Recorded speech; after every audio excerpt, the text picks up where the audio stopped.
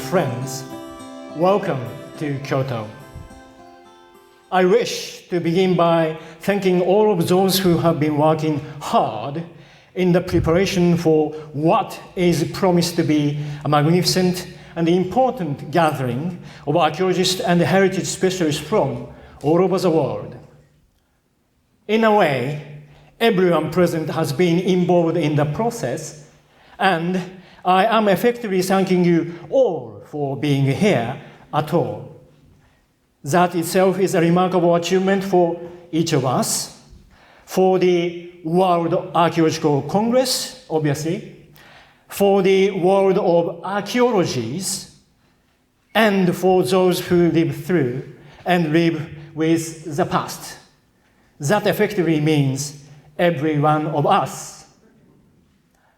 However, I should like to be allowed to narrow down and specifically thank all the members of the local organizing committee of WAC 8 Kyoto, particularly for overcoming a number of obstacles and indeed barriers that unfortunately continue to divide us, prominently including the language barrier. In this globalized world, English has emerged as a de facto lingua franca, and international discursive fields and communities, including the World Archaeological Congress, are, in a way, forced to choose English as a de facto common language in order to sustain our communication. We know we should do something about it, but currently, we have no viable solution yet, admittedly.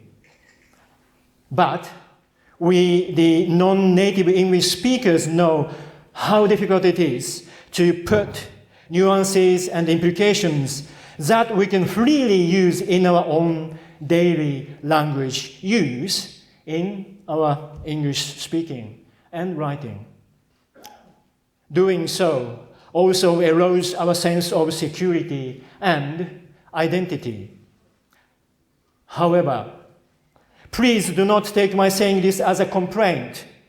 I am saying this to emphasize the fact that we all are daily confronted with many other barriers that not only divide us, but bring various injustices to the world.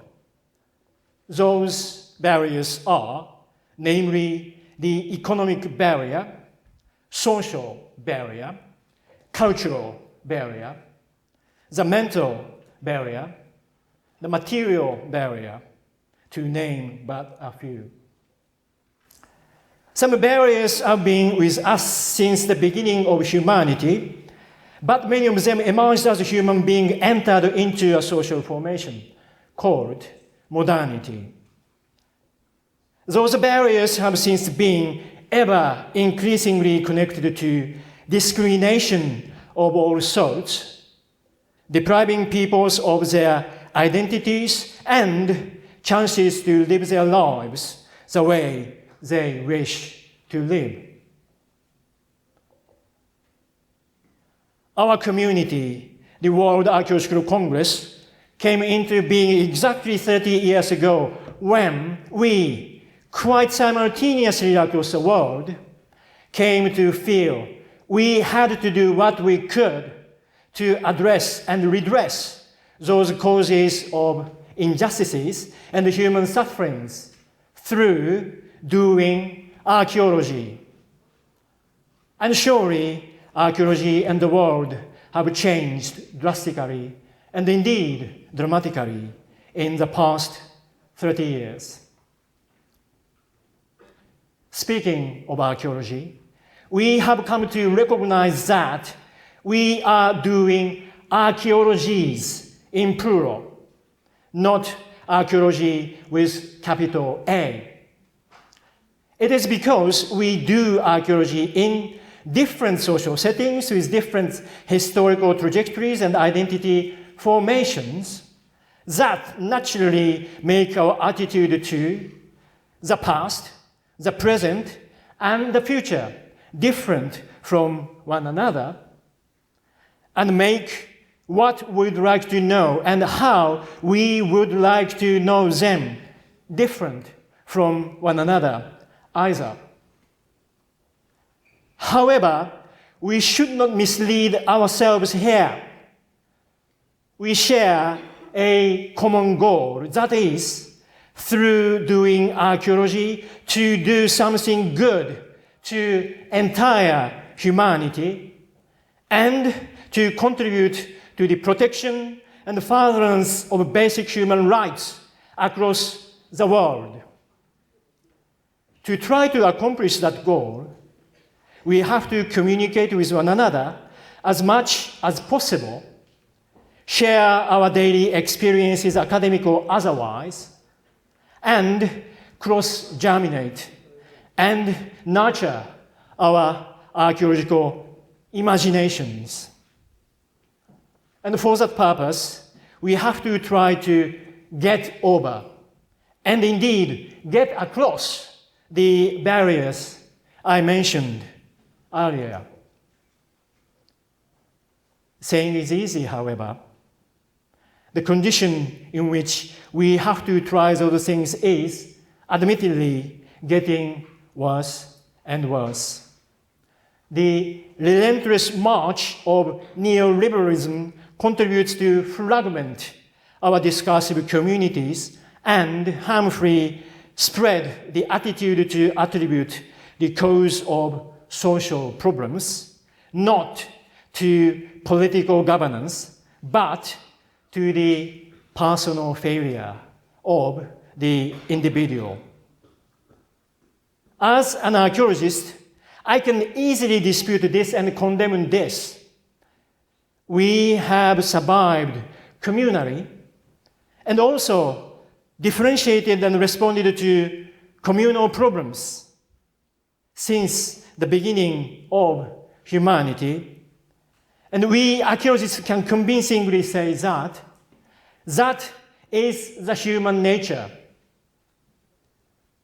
Therefore, I say neoliberalism is wrong and does not give us any source of imagination for us to imagine better archaeologies and a better world. However, on the ground, the actual concrete picture is even worse. The proliferation of extremism of all sorts, ranging from the religious through economic, cultural to political, led by the spread of the neoliberal paradigm and the destruction of communal life worlds, is resulting in the destruction of cultural heritage and human suffering, the latter often genocidal. How can we confront this onslaught against humanity? I would say we have to organize ourselves flexibly and robustly both in our theorizing our strategies, in our daily practices. We have to overcome theoretical methodological barriers associated with the theory producer versus consumer divide and the data producer versus consumer divide. We also have to overcome materialist-mentalist divide associated with the scientific archaeology versus historical narrative creation archaeology divide. We have to recognize the importance of communication in every possible discursive space of archaeology, and we have to recognize the fact that both mental and material factors are equally significant in the formation and indeed reformation of the world. How can we actually realize and implement those goals? The answer is, I believe, the creation of an ideal speech situation. By the word ideal speech situation, I mean In such a situation, we exchange information and opinion, evaluate them, and continually discuss how best we can use those for the achievement of common goals, not at all biased by each other's social, cultural, political, historical, and economic background. We human beings have not quite constructed necessary infrastructure to realize such a situation. And the various international organizations, including the United Nations and the World Archaeological Congress, are trying to facilitate our ongoing endeavor to construct the infrastructure for the achievement of an ideal speech situation. And here, I should like to plead to all of you gathering from all over the world today. Let us set our differences aside completely during Work 8. Let us put our efforts together to realize an ideal speech situation during Work 8. And let us prove ourselves and show the world it is indeed possible. I wish you every success in your individual contributions to this remarkable occasion, marking the 30th anniversary of the World Archaeological Congress. But I should like to reiterate that our goal in Work 8 is to prove ourselves and show the world we archaeologists are not only trying to, but actually can do something good to the world.